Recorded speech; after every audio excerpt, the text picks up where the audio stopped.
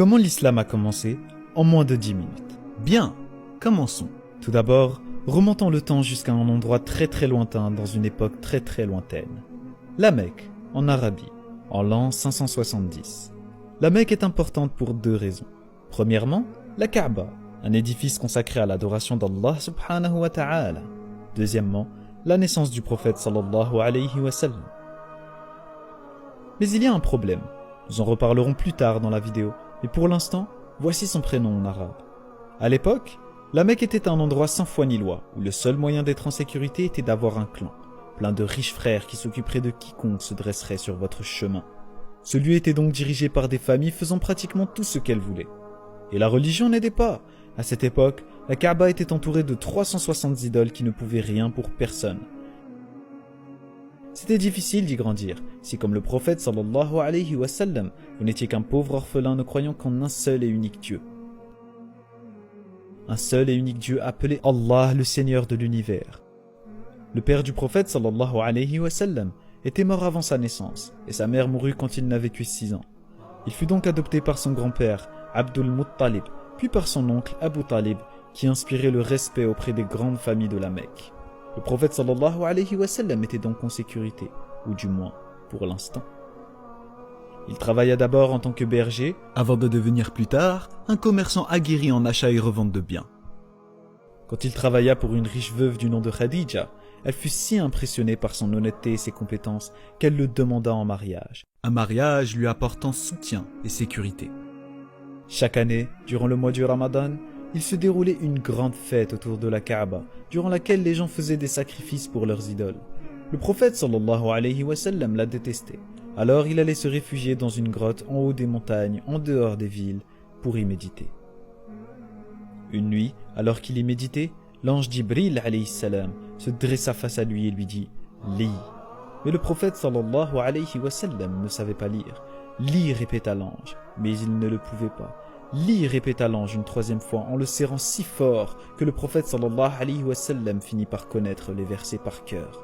Alors il récita le message. « Lis au nom de ton Seigneur qui a créé l'homme d'une adhérence. Lis ton Seigneur est le très noble, qui a enseigné par la plume, enseigné à l'homme ce qu'il ne savait pas. » C'était un message d'Allah subhanahu wa ta'ala. Dieu lui parlait exactement comme il parlait au prophète qui l'avait précédé, ce qui faisait de lui un prophète, alayhum salam ajma'in. Le message fut transmis durant la suite de la vie du prophète sallallahu alayhi wa sallam. Dieu lui transmettait les versets et il les récitait. Ces paroles étaient écrites par ses compagnons et des années plus tard, elles furent entièrement rassemblées afin de devenir un livre, le Saint-Coran. Quoi qu'il en soit, ce fut des années plus tard, alors revenons à notre fameuse nuit. Le prophète sallallahu alayhi wa sallam commença d'abord par exhorter sa famille, ses amis, puis à tout le monde qu'il n'existe qu'un seul Dieu et que tout le monde doit être traité avec justice. Une fois, le message ne passa pas pour l'une des familles de la Mecque, qui aimait faire ce qu'elle voulait. Car voyez-vous, Islam veut dire obéissance à Allah, et Muslim, celui qui obéit à Allah. Mais ces familles aimaient dicter leurs propres règles. Alors les musulmans traversèrent de durs moments à tel point que certains furent torturés ou même tués. Certains réussirent à s'échapper en Abyssinie, en Éthiopie, mais la plupart d'entre eux étaient prisonniers à la Mecque. Le prophète sallallahu alayhi wa sallam lui dut faire face à la mort de sa femme, et un peu plus tard à celle de son oncle qui le protégeait. Ces événements fragilisèrent le prophète sallallahu alayhi wa sallam à la Mecque. Se sentant mal, il alla prier Allah à la Kaaba une nuit. Puis l'ange Gabriel l'emmena à l'aide d'Al-Buraq, une monture, jusqu'à Jérusalem avant de rencontrer tous les prophètes dans les différents cieux, puis jusqu'au paradis où Allah lui révéla de prier 5 fois par jour, ainsi que d'endurer et de patienter face au décret de son Seigneur. Ainsi, il retourna à la Mecque. Cette nuit prit le nom du voyage nocturne. Que ce soit une simple vision ou un voyage astral, tous les musulmans y croient. Et cela apporta un grand bien au prophète sallallahu alayhi wa sallam, surtout pour les difficultés qui allaient suivre. Puis il y avait cette cité appelée Yathrib. Les gens avaient entendu parler du prophète sallallahu alayhi wa sallam et ils l'invitèrent à se joindre à eux, lui et ceux qui l'avaient suivi parmi ses fidèles. Les musulmans partirent donc de la Mecque et firent une dangereuse traversée dans le désert jusqu'à Yathrib. Le prophète sallallahu alayhi wa sallam resta avec quelques compagnons à la Mecque jusqu'à ce que chaque musulman soit sorti, puis ils planifièrent leur départ. Mais les riches familles de la Mecque ne voulaient pas qu'ils vivent. Pour le tuer, chaque famille envoya un assassin de sa tribu durant la nuit, mais il n'était déjà plus là quand ils entrèrent dans sa maison au petit matin. Des chasseurs de primes furent envoyés pour le traquer, mais le prophète sallallahu alayhi wa sallam et son meilleur ami Abu Bakr radiyallahu anhu s'en allèrent ensemble jusqu'à Yathrib, mais les traqueurs étaient prêts à tout pour la récompense.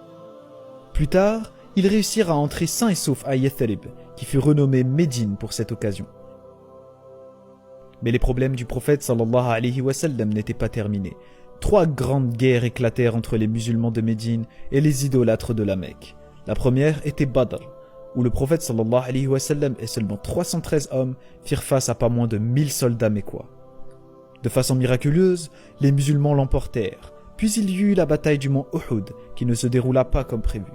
Certains des hommes du prophète sallallahu alayhi wa sallam lui désobéirent et ouvrirent une brèche dans les défenses musulmanes.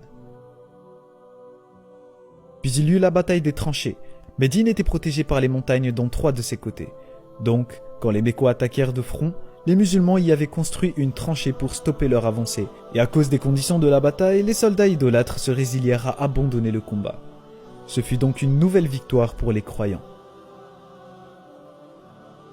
Cette victoire, embarrassante pour les idolâtres, apportèrent le respect des tribus pour l'islam et les musulmans. Un traité de paix fut donc signé à Hudaybiyah. Mais cela ne dura pas longtemps avant que les Mécois ne le brisent. Pour le prophète sallallahu alayhi wa sallam, ils dépassèrent les limites. Alors il leva une armée de 10 000 hommes pour reprendre la Mecque une bonne fois pour toutes. Les grandes familles se rendirent compte de l'énorme erreur qu'ils venaient de commettre, et tout ce qu'ils pouvaient faire, c'était se rendre et espérer que les musulmans les achèvent rapidement. Mais le prophète sallallahu alayhi wa sallam décida de les épargner. Peut-être embrasseront-ils l'islam ? Il se rendit à la Mecque et fit 7 fois le tour de la Kaaba avant de détruire toutes les idoles qui l'entouraient, la nettoyant ainsi des traces de l'ignorance et du mal. Grâce à Allah, le prophète sallallahu alayhi wa sallam rétablit la religion du monothéisme pur. Pas d'image, pas de statue, pas d'amulette, mais une seule et unique divinité. Allah, le Seigneur de l'univers, le Créateur qui n'a pas été créé, celui qui n'a besoin de personne, mais dont tout le monde a besoin. Celui qui est au-dessus de tout et que personne n'égalisera jamais. Dieu, le tout miséricordieux, le très miséricordieux.